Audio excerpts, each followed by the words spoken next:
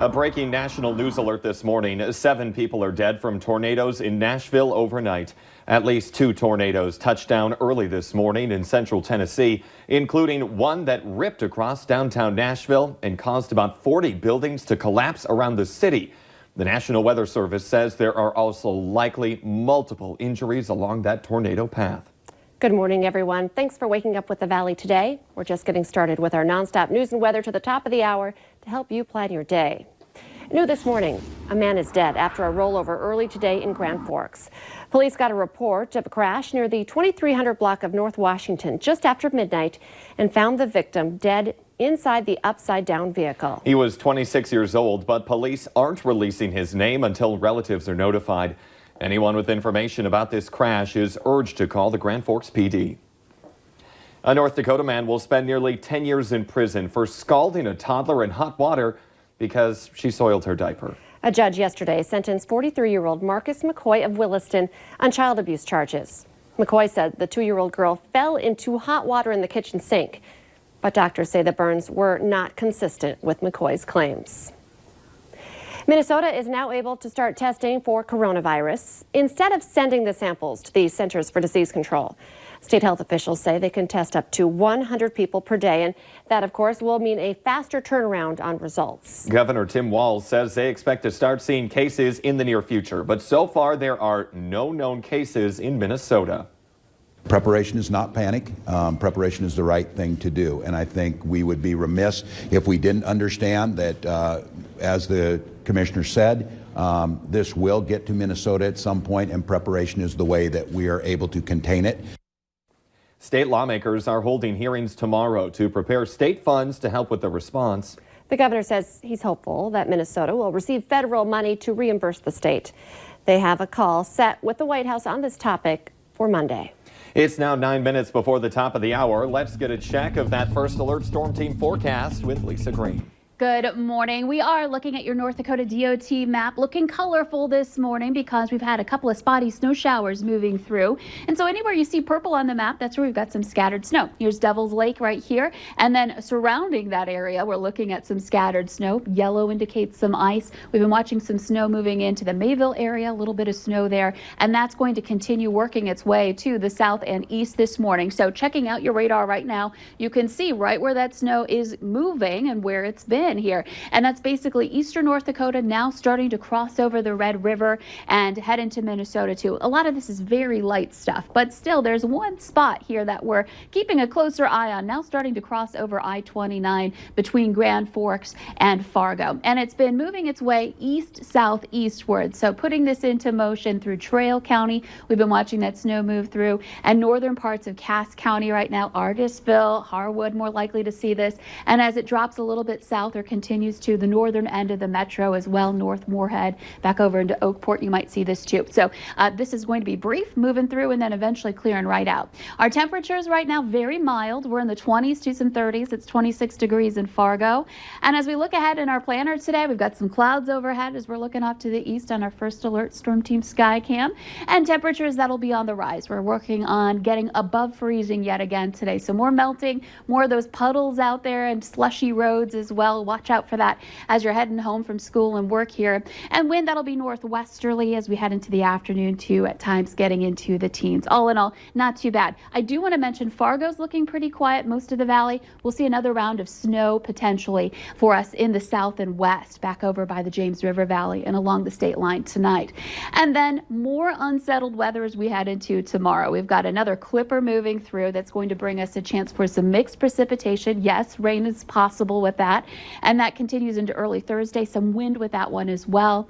Warm temperatures though this week. We'll be in the 30s for highs each day. Perfect for that melt. We want those warmer days above freezing, those below freezing nights to get that water working slowly through the system. Don't forget, this weekend we are springing forward. Daylight saving time starts early Sunday morning. And now look at traffic. Here's Devin Fry with the Valley Today's traffic on the move. Thank you, Lisa. Now, looks can be a little deceiving. We're going west on I-94 right now, and it looks fairly wide open where I'm at. However, the closer we are to the Red River Bridge, which is behind me, the busier it gets. It's a little bit loaded up over there.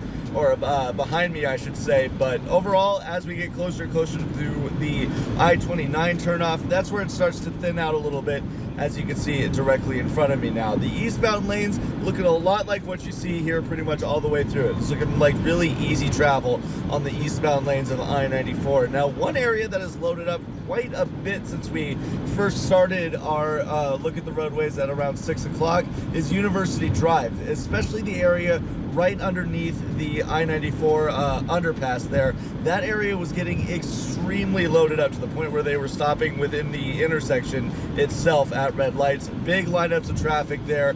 It's looking a little bit gridlocked through that University Drive area by I-94, so watch out for that as you make your way out the door this morning. Another area to watch out for, there's a really slick intersection on Main Avenue and University Drive, and I know that those areas get busy as we get closer and closer to the workday. Now, what day is today? It is Taco Tuesday, so Olay the day at Taco John's. For your traffic on the move, I'm Devin Fry.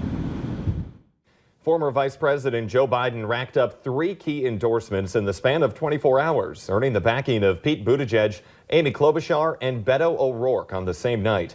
Klobuchar and Buttigieg both ended their own campaigns for the Democratic presidential nomination. Polls show Vermont Senator Bernie Sanders leads Biden in the 2 biggest delegate prize states, California and Texas.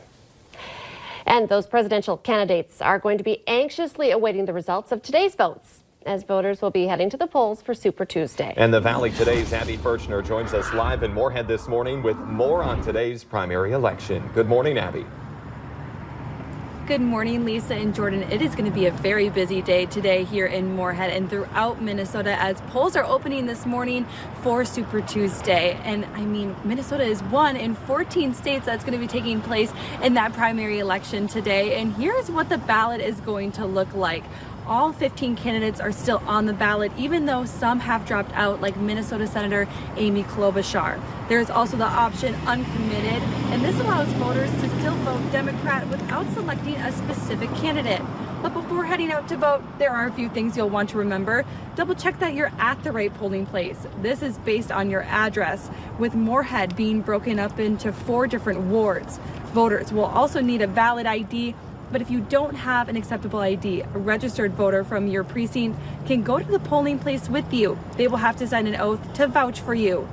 Voters will also be required to register with a political party affiliation to get the party's ballot. And we asked you on Facebook yesterday on what matters mean the most to you during this race. And it was a close call. We have seen some of the numbers tick up in healthcare and immigration, but economy is still sitting at number 1. Education is coming in at 2nd. Healthcare is still sitting at that number 3 spot, and immigration coming in at 4th. But that poll is still up on our Facebook page. So 2 different posts. So you want to check for both. But even though it's Super Tuesday, you can definitely join in on the conversation. And remember to join Valley News Live throughout the day and on our app to get the very latest on Super Tuesday. That's our Valley News Live news app or valleynewslive.com. Thank you, Abby. Police are now identifying the man whose body was found in South Fargo as 44-year-old John Ross. His body was discovered last Thursday afternoon near the Red River behind the Villa Maria nursing home. Police don't consider Ross's death suspicious and say it's too early to tell if cold weather played a role in his death. A woman accused in a gruesome murder in Clay County is going to prison for more than 30 years. 36-year-old Kayla Westcott took an Elford plea in January on 1 count of aiding and abetting murder in the death of Troy Yarborough in Hitterdal. Westcott will be eligible for parole in about 20 years. Westcott's then-boyfriend, Jason Jensen, is already serving 38 years in prison after pleading guilty to aiding and abetting. Car thieves have been busy in the FM Metro. 58 cars were reported stolen last month. Officers say you can help prevent becoming a victim by locking your vehicle, whether it's running or not. They say not to leave a spare key anywhere in your vehicle. And if you leave your car running to warm it up, make sure you lock it and have a spare key to get back in. Let's get our answer now to our question of the morning on Facebook. Here's today's question. 38% of teens have ignored their parents when asked to do this particular thing. The answer is accept their parents' Facebook friend request. That's funny. That's only a problem of the 21st century. All right. And now let's get a check of that forecast with meteorologist Lisa Green. Yeah, we're looking at some spotty showers here for today. One moving into the FM area right now. And here's a look at your forecast if you're heading out to the polls. Expect to run into a few flakes here. We're looking at this morning temperatures into the 20s, maybe a little snow shower activity. Lunchtime and afternoon, we'll be into those 30s this afternoon. There is a chance for snow in southwestern parts of our viewing area in southeastern North Dakota, but over into Minnesota, staying quieter heading into the afternoon hours. All in all, not too bad, but you'll want to watch out for some melting areas and some flakes. The Today Show and CBS This Morning are just about to start, but remember, the Valley Today rolls on. Join us for more live up-to-the-minute news and weather right now on the Fargo CW.